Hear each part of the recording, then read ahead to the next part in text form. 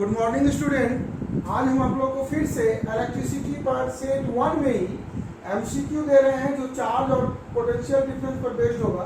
मैं कोशिश करूंगा कि आप सारे बच्चे को मैक्सिमम 100 एमसीक्यू दिया जाए। अगर किसी भी बच्चे को लगे कि सर ज़्यादा दे रहे हैं एमसीक्यू तो आप बोल देना, व्हाट्सएप ग्रुप में आप सारे बच्चे बोल देना कि सर अब मत दीजिए। अब हम कोशिश करेंगे कि हर एक मेथड पर हर एक टॉपिक पर आप लोगों को दिया जाए। चलिए फर्स्ट क्वेश्चन देखते हैं। On moving a charge of 20 coulomb by 2 centimetre, ठीक है, 2 joule of work is done, then potential difference between the point, यानी दो पॉइंट है, एक का पोटेंशियल मान लो एक पॉइंट ए है तो भी है, एक का पोटेंशियल भी, तो दोनों के बीच का पोटेंशियल डिफरेंस यानी B A minus B B, overall potential difference equal to work done by charge होता है। तो मैंने हिंट भी कर दिया है, potential difference equal work done by charge. इस पर आप कर लेना, उम्मीद करते हैं सारे बच्चे सॉल्व करोगे। नेक्स्ट क्वेश्चन है, the number of electrons to be put on a spherical conductor, वैसा स्फेरिकल कंडक्टर जिसका रेडियस दिया हुआ है 0.1 metre, to produce an electric field of 0.036 newton per coulomb just above its surface is. तो अब है क्या, the number of electrons to be put on a spherical conductor of radius इतना to produce an electrical field of इतना Newton per coulomb just above its surface। तो इसमें से क्या होगा, आप फॉर्मूला यूज करो E equal K Q by R square, where R equal radius of sphere, ठीक है, और कितना दिया हुआ है मैंने हिंट कर दिया। चलिए बच्चे नेक्स्ट क्वेश्चन पर आते हैं। नेक्स्ट क्वेश्चन आपको बच्चे दिख रहा है, the electric potential at the surface of N atomic nucleus Z equal 50, और आप जानते हैं कि Z एटॉमिक नंबर होता है, और आप ये भी जानते हैं कि atomic number equal electron number होता है, यानी Z और E इक्वल होता है। मैं हिंट के तौर पर बोलते जा रहा हूं, ऑफ रेडियस इतना गोल रेडियस दिया हुआ, ठीक है, तो ऑप्शन आपको ये दिया हुआ है, तो आप यहाँ यूज करेंगे फॉर्मूला V इक्वल के एन ई बाय आर। कुछ हम एडिशनल न्यूमेरिकल दे रहे हैं इस टॉपिक को, इस टॉपिक पर बेस्ड न्यूमेरिकल हम अब आपको कम कर देंगे। अब आपको और भी जो टॉपिक आपको इंटरेस्ट होगा उसमें देंगे, ठीक है। तो जहाँ के का वैल्यू पता है, एन का और जेड दोनों सेम होगा, और 1 इलेक्ट्रॉन का चार्ज पता है, ठीक है। तो इस आधार पर आप इसको सॉल्व करेंगे। और दूसरा क्वेश्चन जो है, सेकेंड क्वेश्चन का हम आपको बता रहे हैं कि सेकेंड क्वेश्चन के लिए ऑप्शन दे। तो बच्चे नेक्स्ट क्वेश्चन आपके लिए है, 2 कूलम और 6 कूलम का दो चार्ज है, are repelling each other with a force of 12 Newton. If each charge is given -2 coulomb of charge, then the value of the force will be what?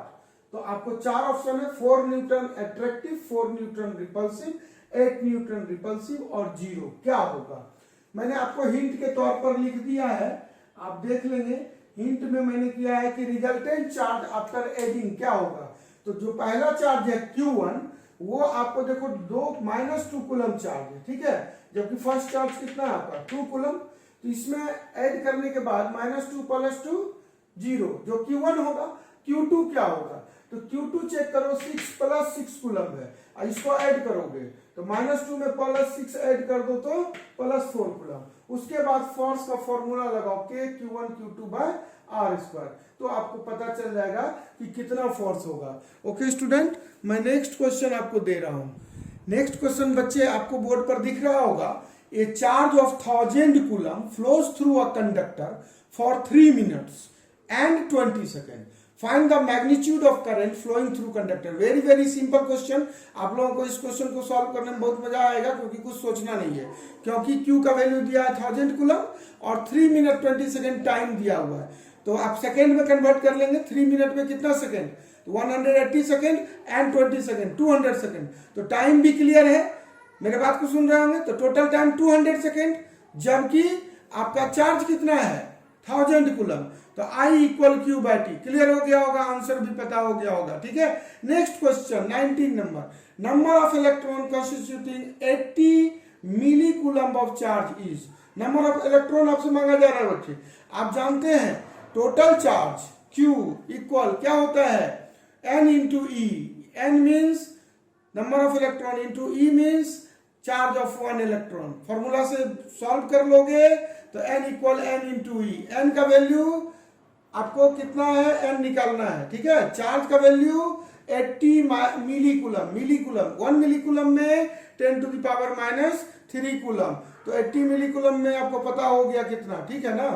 और उसके बाद आप ठीक है, ओके, हो जाएगा सॉल्व। नेक्स्ट क्वेश्चन देखिए, सेट 1 का आपको लास्ट क्वेश्चन दिया जा रहा है बच्चे, जो 20 नंबर क्वेश्चन है।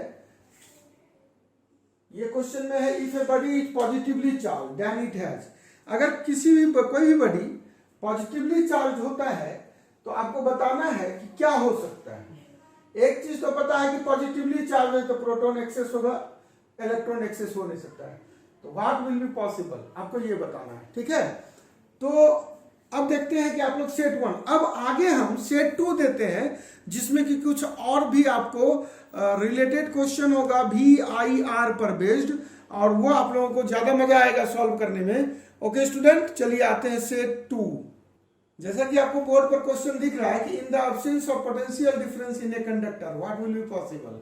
Electron do not move, electron do not accelerate, electron do not acquire a net momentum, and electron do not have any kinetic energy.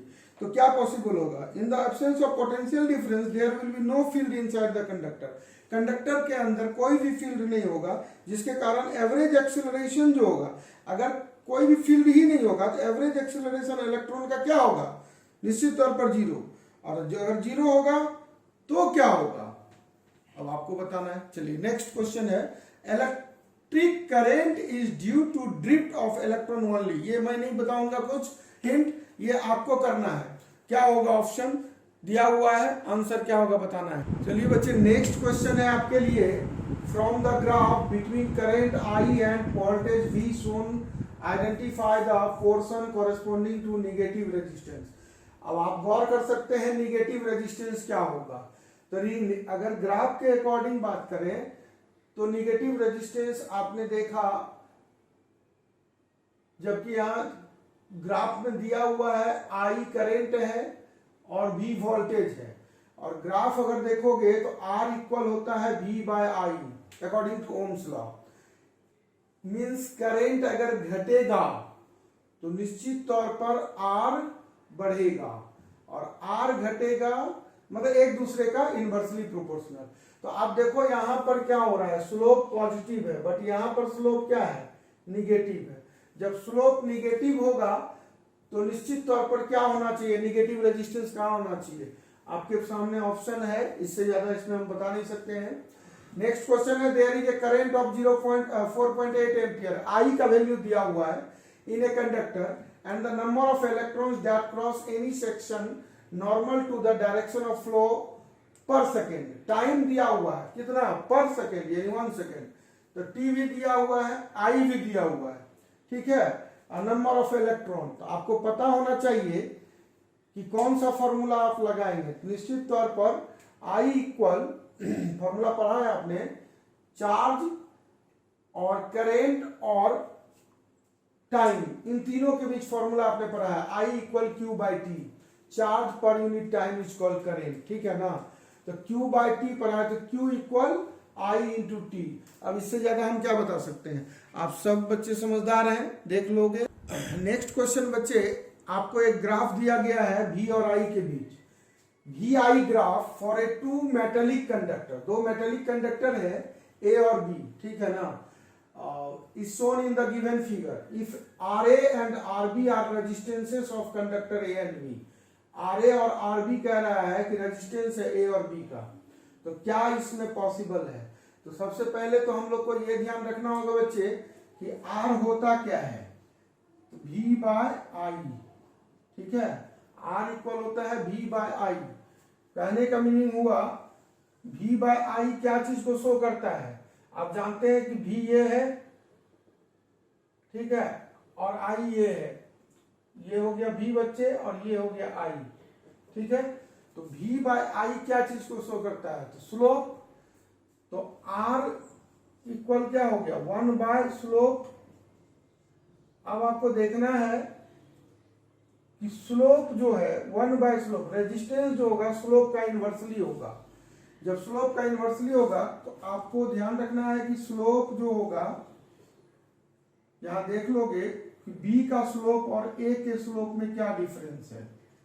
ठीक है, तो निश्चित तौर पर आप देखोगे तो बी का स्लोप और ए के स्लोप में कौन बड़ा कौन छोटा है। अगर बी का स्लोप बड़ा होगा तो निश्चित तौर पर हम बता सकते हैं कि रेजिस्टेंस किसका इन्वर्सली है। अगर बी का स्लोप बड़ा हुआ तो रेजिस्टेंस बी का छोटा होगा, अगर ए का स्लोप बड़ा हुआ तो रेजिस्टेंस ए का छोटा होगा। इस आधार पर आप इस क्वेश्चन को सॉल्व करेंगे। ठीक है, नेक्स्ट क्वेश्चन पर आप।